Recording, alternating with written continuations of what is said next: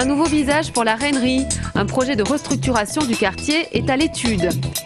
Top Recrutement a ouvert ses portes ce matin. L'avenir du cinéma Mermoz de Muret en question.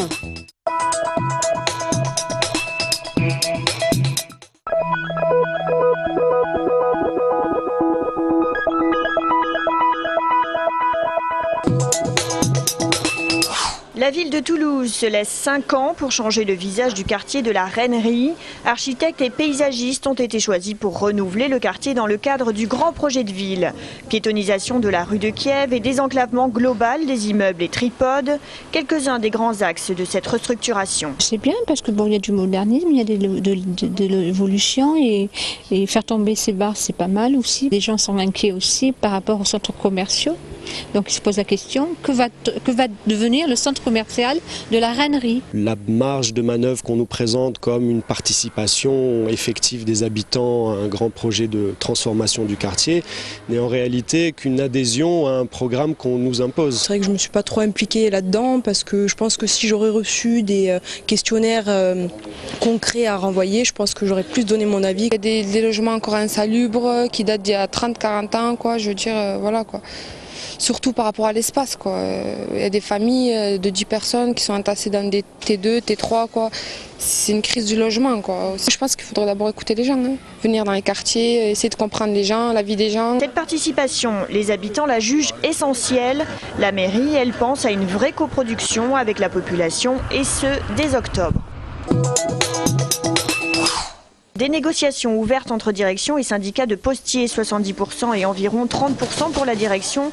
Des facteurs de la plateforme de préparation et de distribution de Plaisance du Touche ont donc effectué leur 6e jour de grève. Beaucoup de communes de l'Ouest toulousain sont donc impactées par les revendications des postiers, surcharge et conditions de travail dégradées. La direction de son côté promet d'étudier au cas par cas les volumes détournés et d'effectuer les ajustements nécessaires. Les enseignants et le personnel administratif du lycée agricole d'Auzeville se mobilisent. En effet, un mois après la rentrée, certains cours ne sont pas encore assurés. Mais c'est surtout pour dénoncer le manque de personnel non enseignant, plus fragile, que le personnel bloquait les bureaux administratifs ce matin. Les revendications sont claires. Pour pouvoir fonctionner, les postes qui nous ont été supprimés depuis l'année dernière. Le demi-poste d'infirmière, un poste de TPTAV scolaire, le poste d'accueil et puis un poste de laboratoire. Les réclamations ont été communiquées par le proviseur à la DRAF, la direction régionale de l'agriculture et de la forêt. Pour le moment, c'est la débrouille. Pour l'instant, on essaie de s'organiser à l'intérieur de l'établissement pour essayer de pallier le manque de postes. En attendant une réponse, le mouvement se poursuit en essayant, selon les organisateurs, de ne pas trop affecter le déroulement des cours.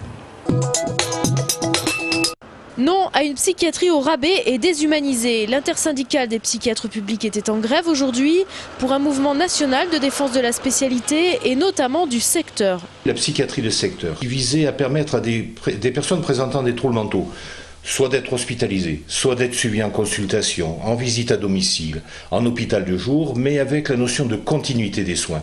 Cette notion de soins de proximité, avec cette recherche d'humanisation, de non-stigmatisation. Alors qu'aujourd'hui, l'hospitalisation libre est la règle et l'hospitalisation d'office l'exception, les professionnels craignent un renversement de la situation. Ras-le-bol du tout sécuritaire. Ce qui est insupportable, c'est encore une fois d'assimiler les malades mentaux à des délinquants, à des criminels.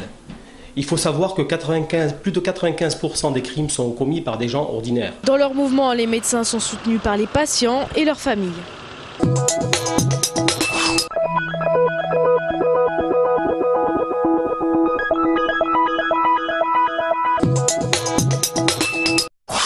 Avec 187 500 demandeurs d'emploi sur la région Midi-Pyrénées, les salons de recrutement représentent une opportunité de contact entre professionnels et inactifs qui n'est pas négligeable.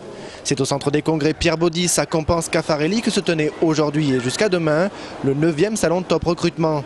Un rendez-vous qui attire chaque année plus de 3000 visiteurs préinscrits sur Internet. Ce que j'attends donc du salon, voilà, c'est tout simplement un emploi, quoi. Un emploi derrière. derrière des pseudo-négociations. Les salons, ça se prépare, on n'y va pas comme ça, il faut préparer les entretiens, les CV, voire lettres de motivation. Aujourd'hui, le monde du travail n'est pas forcément évident, surtout quand on a une section... moi j'ai fait des études dans l'industrie pharmaceutique, donc aujourd'hui ce secteur est un petit peu bouché. La fréquentation de ce site devrait très probablement rester conséquente durant ces 2 jours. Malgré cela, les entreprises disponibles sont-elles 2 fois moins nombreuses. Cette année, seulement 14 modules vous accueillent contre plus de 30 les années précédentes. Si la crise est passée par là et a incité les entreprises à modifier leur méthode de recrutement, les chômeurs, eux, sont toujours là. La privatisation des aéroports de Toulouse, Lyon, Nice et Bordeaux s'accélère et pourrait sortir d'ici la fin de l'année selon le site Les Échos. Le processus d'ouverture du capital est amorcé par l'État qui détient encore 60% du capital de chacune des sociétés exploitantes. Les groupes Vinci, Veolia, Macquarie ou encore la Caisse des dépôts seraient intéressés. La société américaine Spirit Aerosystems, leader mondial des fuselages d'avions, serait favori pour acheter la TECOR, selon le Figaro. Spirit, qui a déjà une usine à Saint-Nazaire, souhaiterait se développer en Europe. Dans un communiqué, le syndicat CFE-CGC a fait savoir qu'il souhaiterait privilégier un rapprochement industriel en France ou en Europe, plus rassurant socialement. 2 filiales de ADS auraient pu se rapprocher de la TECOR, mais la direction du groupe rejette cette possibilité. Le vieux serpent de mer du multiplex à Roques-sur-Garonne sera-t-il noyé une fois pour toutes en ce 1er octobre? Par 3 fois sur différents projets, la commission départementale de l'aménagement commercial a débouté les multiplex. Cette fois-ci, c'est la commission nationale qui va se prononcer. L'actuel cinéma de Muret soutient le projet VO Grand Mermoz contre le projet CGR. Ça sera une société, mais on est dans le même souci, c'est-à-dire de laisser la liberté de choix au public, de lui permettre d'avoir envie de s'amuser, puis de ne pas se casser la tête, et puis de voir un film d'auteur et de l'apprécier aussi. Et ça, cette liberté dans un même lieu, ça nous paraît essentiel pour le cinéma de demain, je parle. Qui de David ou de Goliath l'emportera? Réponse le 1er octobre. C'est une première en Europe. Selon la municipalité, des centaines de photos de pièces du muséum et des archives municipales, prises sans socle, sans vitrine, visibles à 360 degrés, seront bientôt en ligne sur Wikimedia Commons. Pour le muséum, il s'agit d'objets qui seront présentés dès le 12 octobre lors de l'exposition Préhistoire. Du côté des archives de Toulouse, c'est le fonds du photographe Eugène Trutat, exposé début octobre également. Pour la première fois, un public mondial, dans le fond, peut avoir accès à ces objets qui sont référencés avec des scientifiques experts qui ont donc rédigé les notices. Quelques-unes de ces photos sont déjà en ligne sur Wikimedia Commons, histoire de faire du buzz. L'intégralité des objets exposés sera donc visible sur Internet dès le 12 octobre.